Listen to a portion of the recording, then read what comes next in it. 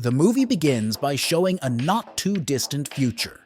Overpopulation in Canada has become one of the most important issues, because of which the authorities have forbidden to have more than one child in a family. It doesn't even matter if the first child is alive. A family of ex-military man John and his wife Karen are approaching the Canadian border.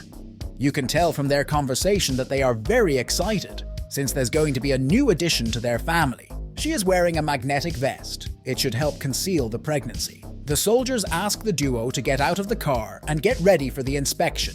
One of the girls is caught violating the second child law, but luckily, a magnetic vest saves Karen. The family is about to leave, but one of the military personnel notices the magnetic vest. The alarm system is activated. John knocks out a couple of soldiers and the duo try to escape. John realizes they won't be able to escape. He asks his wife to run without him while he detains the military. Moments later, John is transported to a new prison called the Fortress. It's the most dangerous prison in the world. It's located in the middle of the desert, making escape impossible.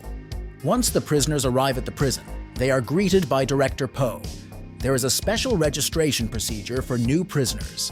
Each of them receives a sensor that is activated after breaking the rules.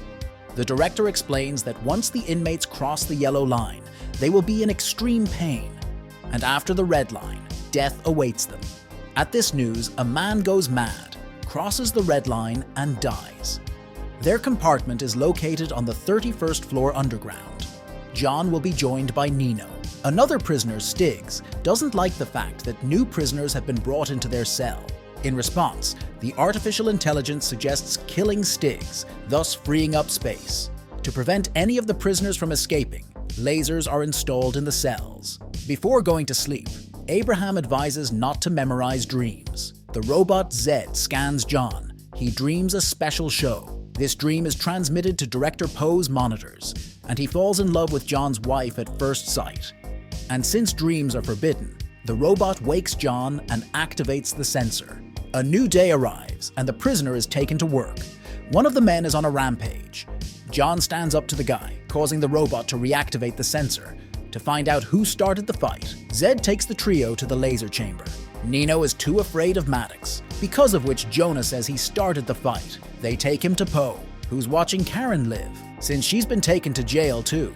Abraham explains the prison has 2 levels, A and B.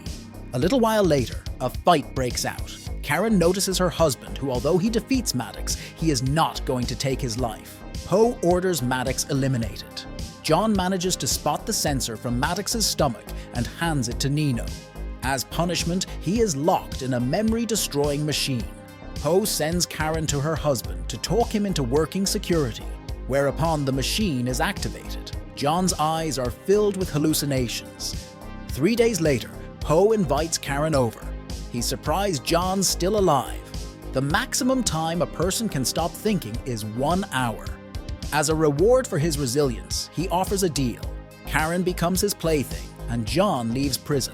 Seeing her husband suffering, Karen agrees. John is returned to his cell in an almost unconscious state.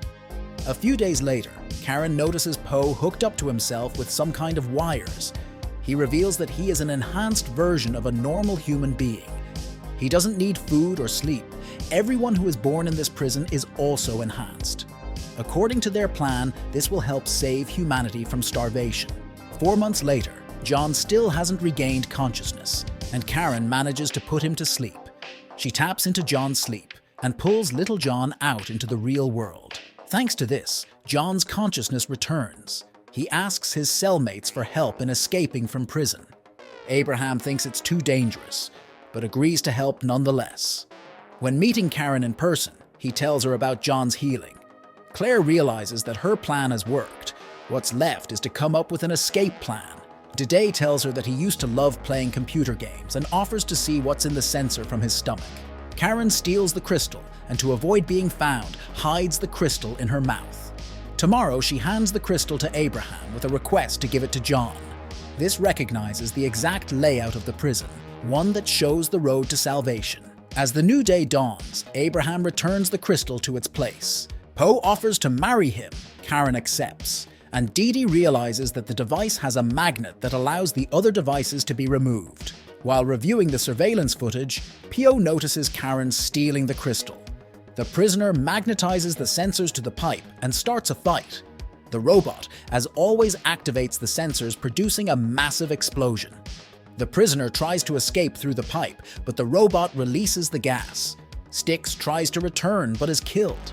Meanwhile, Poe sends Abraham to heaven, and Karen is sent on a human enhancement experiment.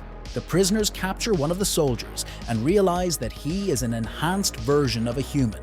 John arms himself with a rifle and destroys the other guards. To the cheers of the other prisoners, the group runs into the room of Pio, who is watching the experiment begin. The guard bot notices the prisoners and opens fire, hitting Pio. Dee tries to hack into the computer, but the clone destroys the man. John kills all the clones, and Dee presses the last button with his last strength. Throughout the prison, the power goes out, allowing the prisoners to escape. John and Nino sneak into the medical bay and take Karen, and then they steal the truck. Only when the trio gets to Mexico do they stop. What they didn't realize is that their car is under the control of a robot. Orders are given to eliminate the Niños. To protect Karen, John sets the car on fire and it crashes into the barn where Karen was hiding. But luckily for John, she survives, along with their long-awaited son. That concludes the movie. We'll see you soon. Bye.